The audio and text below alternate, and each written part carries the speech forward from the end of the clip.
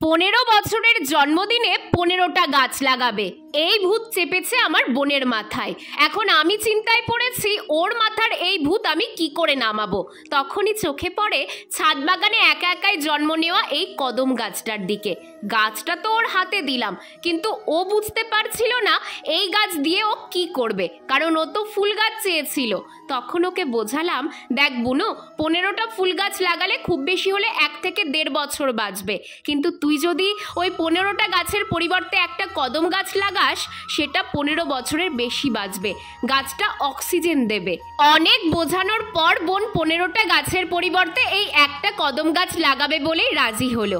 আর আমরা এই গাছটা লাগাবো পুকুর পাড়ে, কারণ এই গাছ ছাদ বাগানে লাগিয়ে লাভ নেই, তাই খুন্তি দিয়ে গর্ত করে পুকুর পাড়েই গাছটা বসিয়ে দিলাম।